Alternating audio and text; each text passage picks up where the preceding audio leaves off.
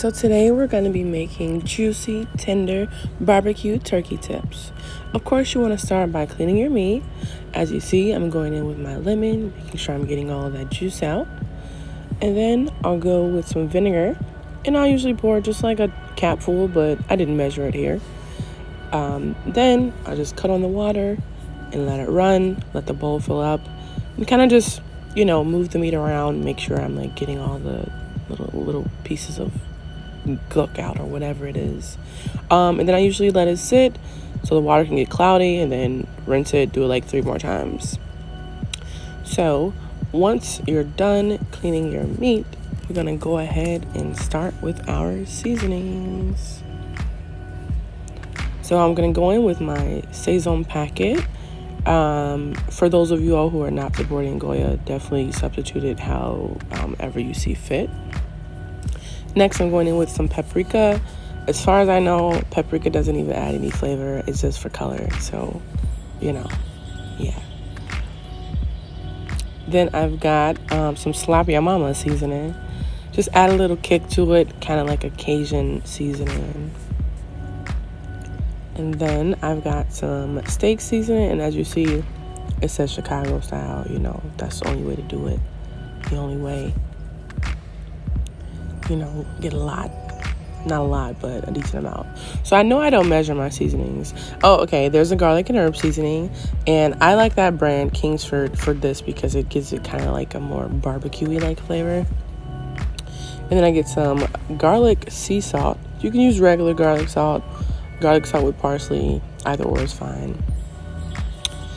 And I know it seems like a lot, but you know what they say. If you're not sneezing, it ain't seasoned. Then I'm going in with my onion powder. Don't ask me why I'm seasoning it. From the back of the bottle, there's no, it's broke, but I had to make it work. And then, coming in with our salt-free seasoning. That's like the Aldi version of the Miss Dash. So you can use Miss Dash or whatever substitute you typically use. And next, going in with the garlic powder. Can't forget that. And again, I'm not measuring seasonings, but if you need to measure, I would just say a tablespoon of all the seasonings. Then I'll come in with some lemon pepper. Maybe a tablespoon and a half of lemon pepper. I like a lot of lemon pepper.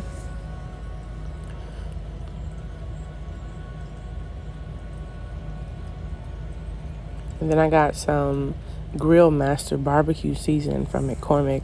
First time using it, but when I smelled it, it smelled amazing. So I'm like, gotta add to it. As you see, I was just kind of opening that bottle. But yeah, so season that, tablespoon, just like everything else. And next I'm going in with, Goya Total Complete Seasoning. I like this one because it's not really salty and it has lots of different herbs in it. But also those are good for tacos. Then I got some oregano. I don't use a tablespoon of oregano. That for sure, maybe half a tablespoon.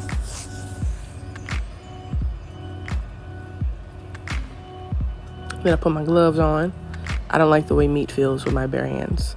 So you just want to make sure you mix up all your seasonings. It looked like a lot, but as I'm mixing it, you can see that there's different pieces of meat that are like naked, like no season naked. So just like make sure you mix it in really, really, really, really good. So the seasoning gets on all the pieces. And mix and mix and mix.